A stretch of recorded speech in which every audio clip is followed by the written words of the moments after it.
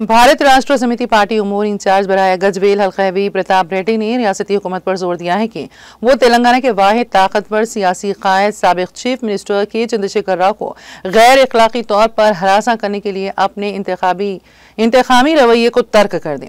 केसीआर हुकूमत ने रियासती काबीना की मंजूरी से तेलंगाना रियासत को सरसब्ज व शादाब बनाने, खुश्क साली की संगीन सूरत हाल के मुकम्मल खात्मे के लिए कालेश्वरम प्रोजेक्ट तामीर करते हुए नई रियासत तेलंगाना में शोबे ज़राअत को फ़रोग़ और किसानों को माशी तौर पर मुस्तहकम बनाया था। ताहम इक़्तिदार की तब्दीली के बाद मुख्तलिफ हीले बहानों से रियासती हुकूमत ने कालेश्वरम प्रोजेक्ट के तामीर के मकसद को फौत कर दिया और गैर ज़रूरी वावेला मचाकर रियासत को आर्जी खुश्क साली के हवाले कर दिया, जिससे न सिर्फ रियासत की मईशत मुतासिर हुई बल्कि ज़राअत और किसानों को शदीद माली मुश्किलात से दो चार होना पड़ा।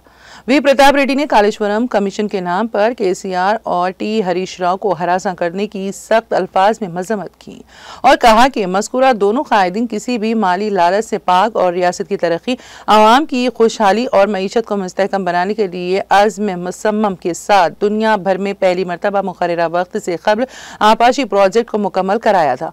उन्होंने इल्ज़ाम आयद किया है कि रियासती हुकूमत अपने नाआक़िबत अंदेश फैसलों के जरिए तेलंगाना रियासत में बदअमनी और बीआरएस पार्टी कायदीन और कारकुनों को मुस्तैल कर रही हैं। ताहम पार्टी कायदीन मुकम्मल अज़्म और एतमाद के साथ पार्टी क़यादत और अवाम से जुड़े रहेंगे।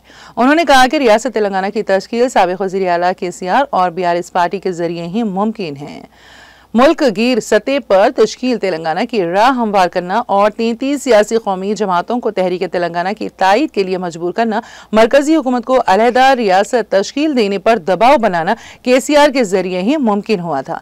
इस मौके पर साबिक सदर मार्केट कमेटी एम श्रीनिवास, सदर टाउन कमेटी मोहम्मद नवाज मीरा, साबिका काउंसलर गोपाल रेड्डी, पांडु गौड़, रामचंद्रम, अमरिंदर कृष्णा रेड्डी, मोहम्मद अहमद, नरेश गुप्ता, सतीश चारी और दूसरे कायदीन भी मौजूद थे। तेलंगाना जाति पिता, तेलंगाना राष्ट्र मार्गदर्शी అయినటువంటి కేసీఆర్ గారి మీద కమిషన్ నోటీసులు ఇవ్వడాన్ని తీవ్రంగా ఖండిస్తున్నాం।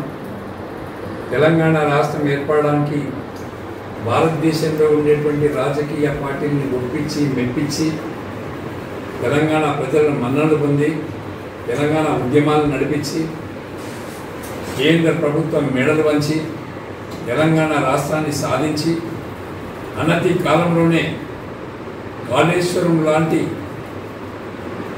పెద్ద ఎత్తిపోతల పథకాన్ని నిర్మాణం చేసి తెలంగాణ రాష్ట్రంలో రైతాంగానికి అండదండగా నిలబడి తెలంగాణ రైతుల్ని కోటీశ్వరులు చేసినటువంటి రైతు బిడ్డ కేసీఆర్ గారు।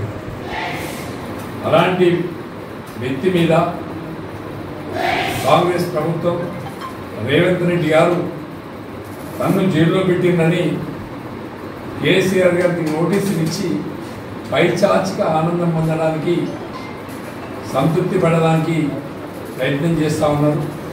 ఇలా యావత్ తెలంగాణ సమాజం కేసీఆర్ గారికి నోటీసులు ఇస్తే ఒక పెద్ద మనిషిని, ఒక తెలంగాణ రాష్ట్రాన్ని తెచ్చినటువంటి వ్యక్తిని, తెలంగాణ రాష్ట్రాన్ని భారతదేశంలో ఆర్థికంగా నంబర్ వన్ చేసినటువంటి వ్యక్తి మీద నోటీసులు ఇస్తే ప్రజలు ముక్కు మీద వేలేసుకునే పరిస్థితి ఉంది। ఇవాళ రేవంత్ రెడ్డి గారు తన ఇష్టం వచ్చినట్టు పరిపాలన చేస్తూ అంటే అమలు కానటువంటి హామీలు ఇచ్చి దాన్ని మభ్యపెట్టుకోవడానికి కేసీఆర్ కుటుంబం మీద హరీష్ రావు గారికి నోటీసులు ఇవ్వడం, కేసీఆర్ గారికి నోటీసులు ఇవ్వడం అంటే ప్రజల్ని డైవర్ట్ పాలిటిక్స్ చేసుకుంటూ వాళ్ళ ఉనికిని కాపాడుకోవడానికి కాలయాపన చేసుకుంటూ తెలంగాణ ప్రజల్ని తప్పుదో పట్టించే విధంగా ఇలా కాంగ్రెస్ సర్కార్ ఉంది। దాన్ని ప్రజలందరూ కూడా గమనిస్తున్నారు। తెలంగాణ రాష్ట్రంలో కేసీఆర్ గారు కాళేశ్వరం నిర్మాణం చేయడం వల్లనే ఇలా దాదాపు 2,67,00,000 మెట్రిక్ టన్నుల ధాన్యం వస్తుందంటే, భారతదేశానికి తెలంగాణ రాష్ట్రం అన్నపూర్ణగా మారిందంటే, ఒక భండాగారంగా మారింది అంటే దానికి కారణం కేసీఆర్ గారు। అలాంటి వ్యక్తి మీద నోటీసులు ఇచ్చి ఇలా అప్రతిష్ట పాలవుతుంది కాంగ్రెస్ ప్రభుత్వం, కాంగ్రెస్ నాయకులు. కేసీఆర్కు ఎలాంటిది కాదు. వాళ్ళు ఏమనుకున్నారంటే కేసీఆర్ గారు కమిషన్కి అటెండ్ కాకపోతే ఇట్లా కూడా ఒక 5-6 మాసాలు కేసీఆర్ గారి మీద మాట్లాడి కాలం వెళ్ళబుచ్చవుతున్నటువంటి ఆలోచనతో వాళ్ళు అనుకున్నారు.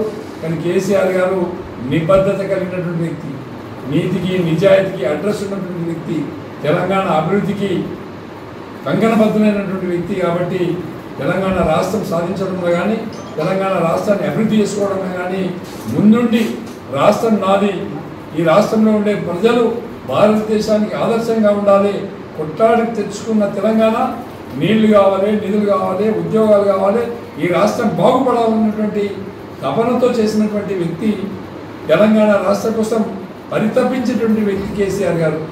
అలాంటి వ్యక్తి మీద నోటీసులు ఇచ్చి ప్రజల్ని తప్పుదోవ పట్టించి పైచాచిక ఆనందం పొందుతున్నటువంటి రేవంత్ రెడ్డి గారికి నిజం ఏందో తెలుస్తుంది. నిన్న హరీష్ రావు గారు పర్ఫెక్ట్గా కమిషన్ ముందు వాస్తవాలు చెప్పిండు. ఆయన ఎందుకు వాస్తవాలు చెప్పిండంటే కాళేశ్వరం నిర్మాణంలో స్టార్ట్ అయిన నుంచి ఎండింగ్ వరకు హరీష్ రావు గారు ప్రతి అంగుళంలో ఉన్నారు, ప్రతి కిలోమీటర్లో ఉన్నారు, ప్రతి డ్యామ్ కన్స్ట్రక్షన్లో ఉన్నారు. కాబట్టి ఆయనకు ఎవరు చెప్పాల్సిన పని లేకుండా పూసగుచ్చినట్టు కమిషన్కి ప్రజెంటేషన్ ఇచ్చింది. రేపు కేసీఆర్ గారు కూడా ప్రాక్టికల్గా ఉండి చేసింది కాబట్టి, దగ్గర ఉండి చేసింది కాబట్టి వాళ్ళకి ఎవరో చెప్పాల్సిన అవసరం లేదు. వాస్తవాల ప్రజలకు చెప్పే ధైర్యం కేసీఆర్ గారికి ఉన్నది. మరి ప్రజలు కూడా ఇవాళ కేసీఆర్ గారికి నోటీసులు ఇస్తే అందరూ కూడా అసమర్థ ప్రభుత్వం కేసీఆర్ లాంటి వ్యక్తికి నోటీసులు ఇవ్వడమా అని చెప్పి ప్రజలు అనుకుంటున్నారు. దీన్ని మేము తీవ్రంగా ఖండిస్తున్నాం. ఏదేమైనప్పుడు కూడా వాస్తవాలు నిజాలు బయటకు వస్తాయి. ఆఖరికి గెలిచేది ధర్మమే గెలుస్తుంది, సత్యమే నిలబడుతుంది. కాబట్టి కేసీఆర్ గారి మీద ఎన్ని అబండాలు వేసినా కూడా ఇవాళ తెలంగాణ ప్రజలంతా కూడా కేసీఆర్ అండగా ఉన్నారు. దానికి నిదర్శనం మొన్న జరిగినటువంటి వరంగల్ బహిరంగ సభని లక్షలాది మంది వచ్చి కేసీఆర్ గారికి అండగా నిలబడ్డారు. రేపు కూడా వందల మంది, వేల మంది, లక్షల మంది కూడా కేసీఆర్ గారికి కోట్ల మంది కూడా అండగా ఉన్నారు. ఏదేమైనప్పుడు కూడా మళ్ళీ ప్రజలందరూ కూడా కేసీఆర్ కావాలని చెప్పి కోరుకుంటున్నారు. మళ్ళీ ఈ తెలంగాణ రాష్ట్రం బాగుపడాలంటే, తెలంగాణ రాష్ట్రం ముందుకు పోవాలంటే, ఈ తెలంగాణ ప్రజలకు ఒక భరోసా రావాలంటే, మళ్ళీ రైతు రాజు కావాలంటే కేసీఆర్ గారి దిక్కు అనేది ఇలా ప్రజలు కూడా గమనించారని చెప్పి ఈ సందర్భంగా తెలియజేస్తా ఉన్నాం. జై తెలంగాణ, జై కేసీఆర్.